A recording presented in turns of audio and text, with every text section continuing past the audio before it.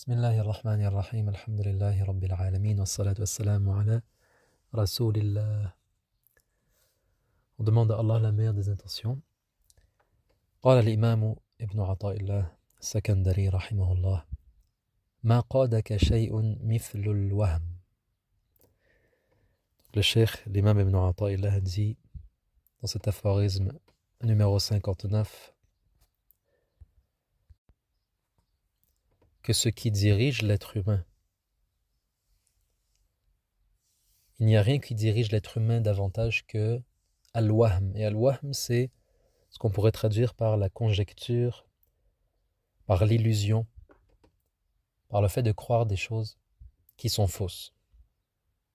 Et cet aphorisme, c'est la suite du précédent, dans lequel nous parlions de la convoitise, de l'avarice, et que cette convoitise de convoiter quelque chose, un quelconque profit de la part d'une créature, eh bien c'est l'origine de l'humiliation de l'homme et de la femme sur la terre.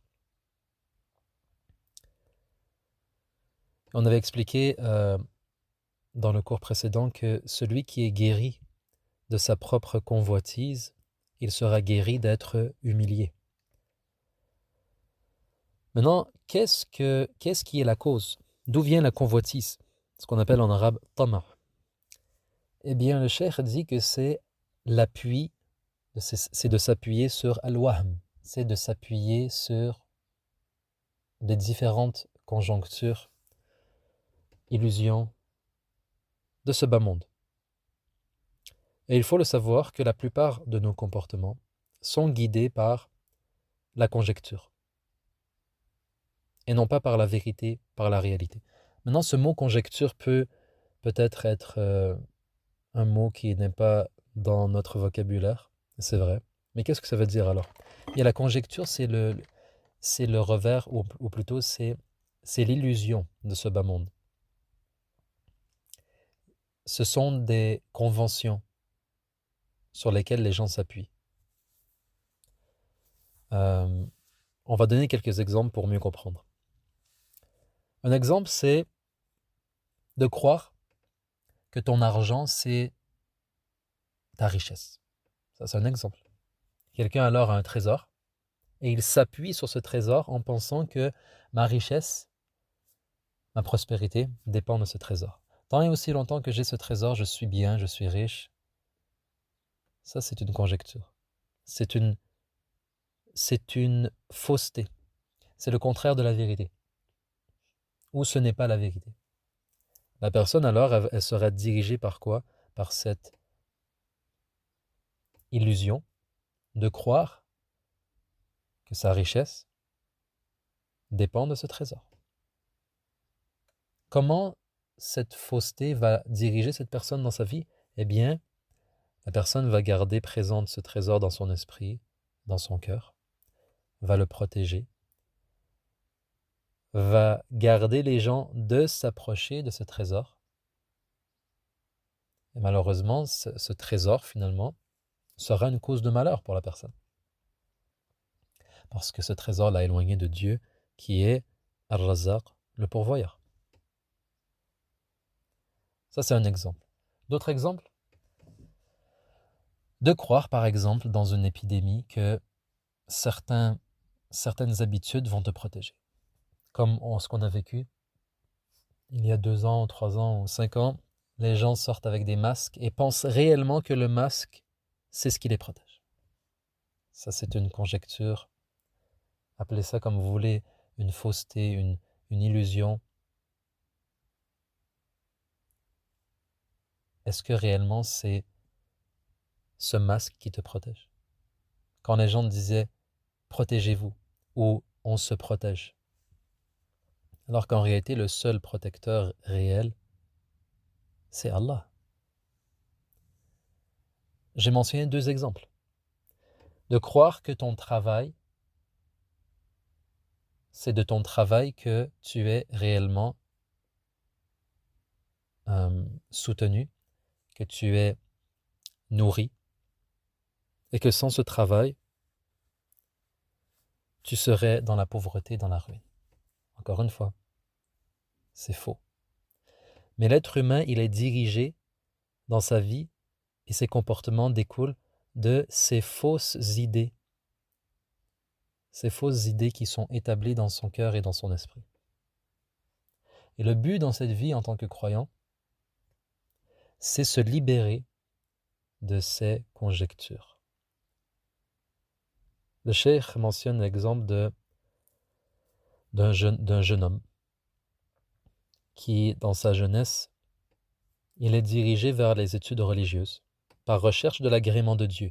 Jusque-là, tout va bien. Si réellement un jeune homme, par exemple, il se dit, je vais me diriger vers des études religieuses, je vais apprendre le Coran, je vais voyager pour Dieu, pour son agrément, tout va bien. Pourquoi est-ce qu'il devrait s'inquiéter? Excepté si on lui glisse une idée dans l'esprit, ou si on le fait douter. Quelqu'un vient lui dire, attention, tu risques de dépendre des autres. Lui dit, tu vas faire tes études religieuses, et quand tu vas terminer tes études, tu n'auras pas d'argent, tu n'auras pas de salaire, pas d'emploi, tu vas dépendre des autres. Comment comptes-tu tirer ta pitance? Et pendant le temps que tu étudies, toi, la religion, les autres vont te surpasser. Plutôt dirige-toi vers une réelle profession. Ça, c'est un exemple. Une personne a une mentalité, c'est son opinion, un fait établi dans son esprit. Et elle le transmet à un autre. Toi, lorsque tu reçois cette information, qu'est-ce que tu en fais? Soit tu l'imbriques dans ta propre conception des choses, et tu en fais presque une vérité. Et qu'est-ce que ça va faire? Ça va complètement changer le cours, si on peut dire, de ta propre histoire. C'est-à-dire, ton comportement va changer. Parce que tu t'es ouvert à une conception de la vie qui est fausse, ou qui est personnelle à une personne. Allah dit dans le Coran, Al-Haqqu mir Rabbik. La réalité réellement appartient à Dieu. Non pas à tous ces gens qui parlent et discutent, ou ce qu'on entend à la télévision, dans les médias. Donc dans l'exemple qu'on a mentionné, les exemples, on a ce qu'on appelle al-wahm, qu'on a traduit par conjecture, illusion, fausse idée de la vérité. Le résultat, c'est at-tama', la convoitise. Une personne était par exemple calme, heureuse dans sa maison, dans son petit ménage, et on lui fait miroiter qu'elle pourrait changer de situation, que là où elle vit, c'est dangereux, que bientôt la guerre va se déclarer dans sa région, qu'il serait bien de faire des réserves, de peut-être même partir. Alors la personne, son comportement est complètement changé. Pourquoi? Parce qu'elle s'est laissée toucher par l'opinion d'un autre, au lieu de s'attacher à la vérité. Et on a ici ce qu'on appelle le spectre de la pauvreté. Le spectre de la pauvreté. الشيطان يعدكم الفقر ويأمركم بالفحشاء والله يعدكم مغفرة منه وفضلا والله واسع عليم. Dans le Coran, Allah il dit, le shaitan vous fait miroiter le spectre de la pauvreté, donc il vous fait peur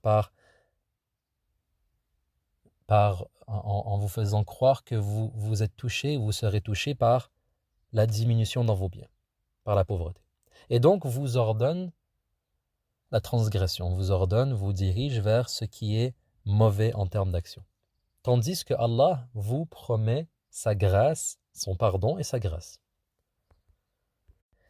Et il y a parmi les djinns des shayatines et parmi les hommes. Et certains sont sciemment, volontairement, ils se font shayatines, c'est-à-dire ils veulent égarer les gens, Iblis par exemple. Et d'autres, parmi les êtres humains, eh bien, ils égarent les gens, mais parfois c'est sans le vouloir réellement. C'est-à-dire c'est parce qu'eux-mêmes sont égarés, ils égarent. Et tu entendras beaucoup de paroles. Par exemple, si tu te refuses à travailler de cette façon ou à prendre telle profession, tu resteras pauvre. Dans certains pays musulmans, il y a des gens qui ferment boutique le temps de la prière. D'autres disent « je ne peux fermer ma boutique durant le temps de la prière ». Pourquoi? Parce qu'ils pensent qu'il sera volé ou alors son rizq diminuera. Ça, c'est encore une illusion. Au lieu de s'attacher à la vérité que c'est Allah le pourvoyeur. Et donc, si tu le sers lui, et si tu as confiance en lui, tu ne peux pas être touché par la pauvreté à cause que tu as voulu servir le Seigneur de l'univers. Ou quelqu'un dit, je ne peux faire affaire uniquement avec des hommes, ou alors je ne serai plus en affaires. Wahm encore. Un autre dit, si je m'approche de ce ministre, de ce riche homme d'affaires, mes affaires fleuriront. Encore une fois, si je m'approche de telle créature, mon sort sera meilleur. Si je m'éloigne de telle créature, je serai dans une meilleure situation, je serai protégé, je serai à l'abri du danger. Encore, wahm. C'est de vivre avec les créatures, de vivre avec les fausses attentes. Et quand s'établit ce wahm, cette illusion, cette fausse idée de la vérité, dans le cœur et l'esprit, il te pousse à convoiter et te mène donc à t'humilier. Alors que seul Allah, dans la réalité, peut profiter et nuire. C'est pour ça, parmi ses noms, An-Nafi' Ad-Dar. Et le cheikh dit, Cheikh Al-Bouti, il mentionne Hayatul insan khadi'atun lil awham fil ghalib. Il dit que dans la plupart des cas, la vie de l'être humain, elle est soumise à ces conjectures, à ces illusions, à ces troubles, si on peut dire, de l'esprit, de penser ci, de penser ça, et d'être dirigé par toutes sortes d'idéologies ou de transmissions que l'on a reçues depuis notre enfance, que ce soit de la télévision, de notre entourage, des gens qui sont pauvres dans leur foi, qui nous ont, si on peut dire, contaminés. Le but de l'être humain, c'est de se libérer de ces awham, de toutes ces illusions et ces faussetés, pour s'attacher à la vérité. Et la vérité, elle est très simple et elle est très belle aussi. Et quelqu'un, s'il veut résumer la vérité, il dirait « La ilaha illallah ». Et il comprendrait le sens de cette parole. « La ilaha illallah ». En sachant la vérité et en ayant une foi sans faille et vivante, tu ne seras pas dirigé par les conjectures. Tu chasseras ces illusions de ta vie. À l'instar de ce hadith mentionné et transmis au prophète, du prophète sallallahu alayhi wa sallam à son compagnon, son jeune compagnon, Ibn Abbas, quand il a dit « Ya ghulam, inni u'allimuka kalimat » ô jeune homme, je vais t'instruire certaines paroles. Et puis il lui a dit « Ihfadhillaha yahfadhka » attache-toi au commandement de Dieu, préserve-les dans ton cœur et dans ta vie, Allah te protégera. Littéralement, protège Dieu, Allah te protégera. Mais on ne dit pas protège Dieu, mais ça veut dire protège ta relation avec Dieu. Allah te protégera. Ihfadhillah tajidhu tujahak. Encore une fois, garde Allah dans ton cœur, ta relation avec lui vivante et préservée, Allah sera toujours, si on peut dire, à tes côtés. C'est-à-dire Allah te protégera. Allah sera pour toi l'allié suprême. إِذَا سَأَلْتَ فَاسْأَلِ اللَّهِ. Si tu demandes, si tu espères quelque chose, demande à Allah. وَإِذَا اسْتَعَنْتَ فَاسْتَعِنْ بِاللَّهِ. Et si tu recherches l'aide, l'appui, le support, فَاسْتَعِنْ بِاللَّهِ. Demande-le, demande tout cela de la part d'Allah. Et Allah dit dans le Coran وَمَنْ يَتَّقِ اللَّهَ يَجْعَلْ لَهُ مَخْرَجًا وَيَرْزُقْهُ مِنْ حَيْثُ لَا يَحْتَسِبُ وَمَنْ يَتَوَكَّلْ عَلَى اللَّهِ فَهُوَ حَسْبُهُ. Ce qui signifie celui qui craint Allah. On parle ici de la piété, c'est-à-dire cette relation entre le serviteur et Dieu, qui fait que tu as conscience de Allah comme étant ton Seigneur, ton pourvoyeur, ton protecteur. Lorsqu'une personne est pieuse il trouve devant lui une porte de sortie. Allah fait pour lui qu'il y a une issue. وَيَرْزُقْهُ مِنْ حَيْثُ لَا يَحْتَسِبُ. Et il le nourrit, il lui accorde sa pourvoyance, sa subsistance, par des moyens insoupçonnés. وَمَنْ يَتَوَكَّلْ عَلَى اللَّهِ فَهُوَ حَسْبُهُ. Et celui qui se fie à Allah, lui fait confiance, eh bien Allah lui suffit. En sachant que toutes les causes sont soumises à lui. Et le cheikh dit donc, لا تستسلم للوهم. Ne te soumets pas aux conjectures, aux illusions, à ce qui est véhiculé et rapporté dans les médias, à la télévision. Même lorsque tu regardes les programmes à la télévision, si tu remarques que tes émotions sont affectées par la guerre ou par les nouvelles, eh bien ferme la télévision et fais un peu de dhikr. Parce que lorsque tu fais le dhikr ou que tu lis le Coran, tu t'attaches à la vérité. Tandis que lorsque tu laisses tes émotions aller en regardant la télévision ou en étant sur Internet ou en écoutant telle et telle personne et que tu te sens comme pris dans un courant, eh bien sache que tu es en train d'aller vers le courant des awham, des conjectures, des illusions, des fausses idées. Et ça va t'apporter que malheur à la fin. Et ça va te pousser à faire des actes qui ne sont pas dignes de toi. Et le cheikh mentionne que ce qui détruit ce wahm, cette fausseté, cette illusion dans la vie, c'est tawhidullah, c'est ta relation avec Allah, l'unique. C'est de réaliser dans ton cœur la parole la ilaha illallah et de l'appliquer. Quant à espérer et convoiter ce qui est auprès d'Allah, évidemment, c'est quelque chose de bien, évidemment. Comme l'a dit le prophète Moussa alayhi salam dans Surat Al-Qasas, lorsqu'il a fait son dua, Rabbi inni lima anzalta ilayya min khayrin faqir. Il a dit, ô mon Seigneur, de ce que tu as fait descendre, parce qu'Allah Ta'ala, il fait descendre sur la terre, du ciel, la pourvoyance, la pluie, et bien des bienfaits cachés. Alors le prophète Moussa a dit, ô mon Seigneur, de ce que tu as prédestiné pour moi, de ce que tu as fait descendre pour moi, de bien, alors j'en ai besoin. Il a reconnu son besoin de la part d'Allah, de son bienfait à lui.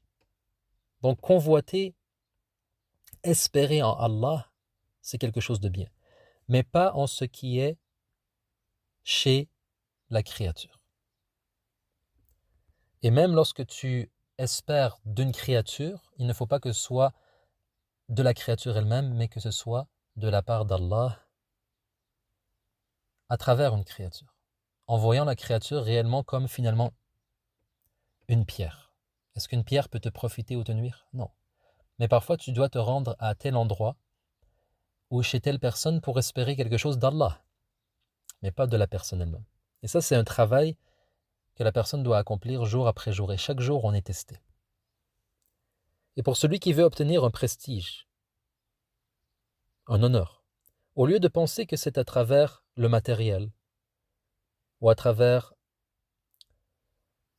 telle personne, qu'il se rappelle que c'est par sa sincérité, al-ikhlas, qu'il sera noble. C'est par ta sincérité envers Allah que tu seras quelqu'un de noble et d'honoré. D'où le rappel, surat al-ikhlas, qui parle vraiment du tawhid. قُلْ هُوَ اللَّهُ أَحَدٌ اللَّهُ الصَّمَدُ لَمْ يَلِدْ وَلَمْ يُولَدْ وَلَمْ يَكُنْ لَهُ كُفُوًا أَحَدٌ. Il y a une raison pourquoi lorsqu'on voit le titre de la sourate, quelqu'un dirait la sincérité. Al-ikhlas, c'est la sincérité. Mais pourquoi dans la sourate, ça ne parle que des attributs d'Allah? Ça parle de l'unicité d'Allah. Eh bien, c'est parce que ta sincérité, elle est reliée à ton tawhid, à ton élévation de Allah dans ton cœur, à l'élévation dans ton cœur à l'égard de ton Seigneur. Allahumma inni atma'u minka la min ghayrik. Le cheikh dit, oh Allah, j'espère et je convoite en toi et non pas d'autre que toi. Et puis tu demandes ce que tu veux, que tu m'honores et que tu m'accordes des bienfaits, etc. Et la personne donc qui est dans cette relation avec Allah, elle va chercher son agrément à lui.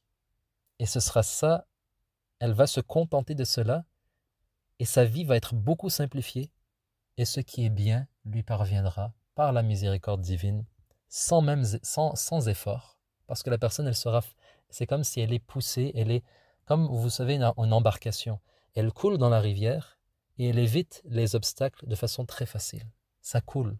Alors que lorsque tu cherches d'un tel et d'une telle, et tu espères d'un tel ou tu crains un autre, c'est comme si tu rames à contre-courant. C'est fatigant et souvent ça ne mène à rien. La ilaha illallah, Muhammad Rasulullah, subhana rabbika rabbil izzati amma yasifun wa salamun ala al-mursalin, walhamdulillahi rabbil alamin.